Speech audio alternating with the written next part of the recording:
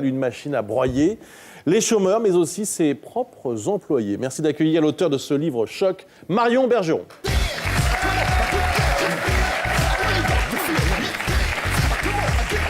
Bonjour. Merci d'être avec nous aujourd'hui. Le livre paraît chez Plomb, ça s'appelle 183 jours dans la barbarie ordinaire. Alors, barbarie, c'est quand même très très fort comme mot. Comment est-ce que vous le justifiez ? Alors oui, c'est très fort comme mot, effectivement, mais c'est vraiment ce que j'ai vécu c'est ce que pendant vous avez 183 ressenti. jours. Oui. Alors attention, c'est barbarie ordinaire, hein. C'est banal, c'est accepté par tous. Ça veut dire, est-ce que c'est... Parce que barbarie, ça évoque des atteintes oui. physiques, c'est ce qui m'est une arrivé. dégradation. Il y en a eu, des dégradations de matériel, des atteintes physiques sur moi. Oui, c'est des choses que j'ai vécues. Alors, vous êtes graphiste. Comment est-ce que vous vous êtes retrouvé employé du Pôle emploi ? J'étais en fin de droit, j'avais plus le choix, il fallait que je travaille. Ils recrutaient 1840 CDD, j'en avais entendu parler à la radio, à la télé. J'ai envoyé mon CV sans trop y croire.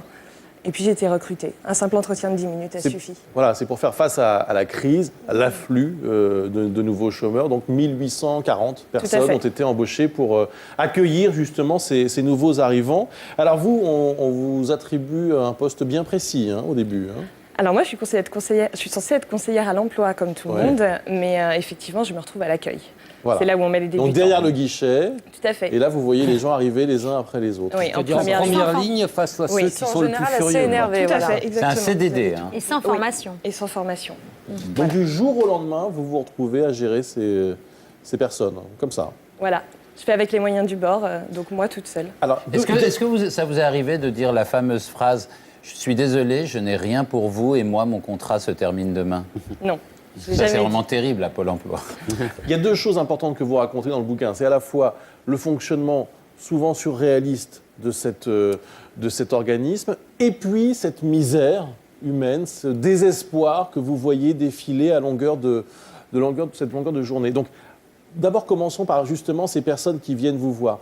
Donc, souvent, ce sont des gens que vous décrivez comme énervés, comme à bout.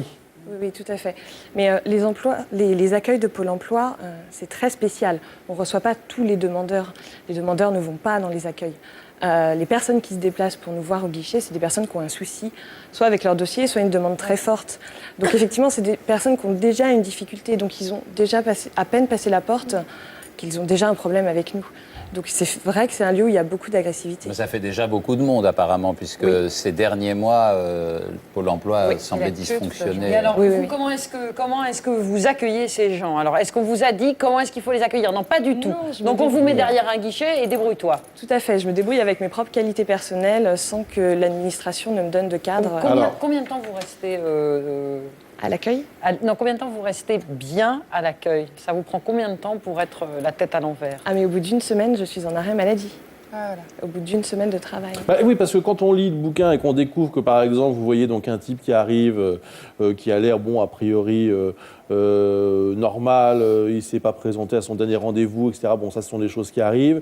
Et qu'il vous dit, tu vas bouger ton cul et aller chercher le directeur ou je te casse ta gueule de salope. Je comprends qu'au bout de quelques jours, parce que ça, c'est pas exceptionnel. Non. Ça arrive souvent. C'est quotidien. Oui, c'est quotidien. Et vous lui avez trouvé du boulot ? Non. J'ai déguerpi de mon poste. Et comment ça ? Qu'est-ce que vous dit la hiérarchie quand vous expliquez ce qui vous arrive à l'accueil ? C'est comme ça. Et tu dois retourner à ton poste parce qu'on ne peut pas changer le personnel toutes les 5 minutes. Voilà. Alors, qu'est-ce qui ne marche pas ? Ça, c'est donc l'agressivité, la violence, mais qui est aussi la violence sociale, tout simplement. Qu'est-ce qui ne marche pas à l'intérieur de Pôle emploi ? Rien ne marche chez Pôle emploi. Rien ne marche.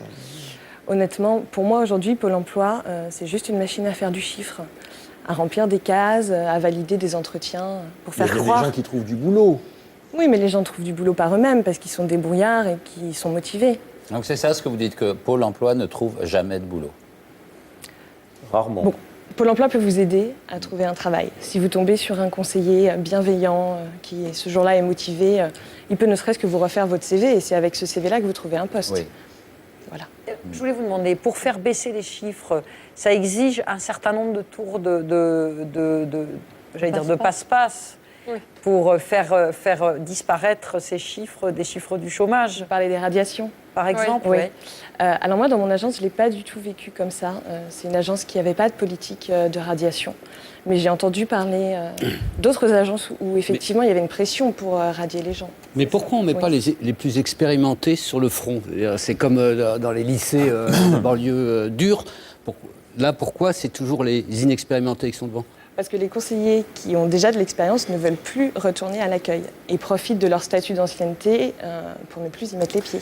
Je voudrais juste lire, ça se fait pas normalement, mais là c'est pas un roman policier, il n'y a pas de suspense, mais lire les 3 dernières lignes de votre bouquin. J'ai appris ce matin que Bruno, mon ancien collègue de l'indemnisation, avait tenté de se suicider. Je ne connaissais pas bien Bruno, mais je sais ce qui se cache dans les ombres qui le tourmentent. Pôle emploi. Le suicide, c'est quelque chose qui existe vraiment à Pôle emploi? Oui, c'est quelque chose qui existe vraiment. Alors moi, j'ai pas de chiffres, c'est très difficile de les avoir. Mais là, dernièrement, les arrêts maladie ont été multipliés par 3.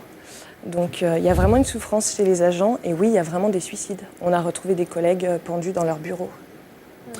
Est-ce que vous avez le sentiment, pour conclure, que ce constat que vous faites, il peut avoir un écho? Est-ce qu'il peut... Et des solutions. Oui, est-ce qu'il peut y avoir des solutions? Oui, il y a des solutions. Il faut changer la façon dont Pôle emploi fonctionne, mais Pôle emploi peut vraiment apporter une vraie aide. Alors pas aux demandeurs autonomes, mais à ceux qui ont des besoins basiques. Enfin, faire un CV, c'est pas évident pour tout le monde. Et là, Pôle emploi peut vraiment faire quelque chose pour les gens. Mais pour le reste...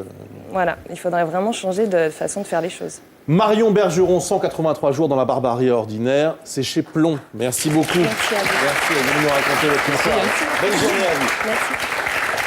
Marie Coleman, la story du jour. Alors, c'est l'histoire d'un monument de la musique américaine qui s'est éteint hier, brutalement d'ailleurs, à l'aéroport d'Amsterdam. Un incroyable chanteur nommé Solomon Burke. Et rien de tel qu'un petit extrait de Cry to Me, un de ses chefs-d'œuvre.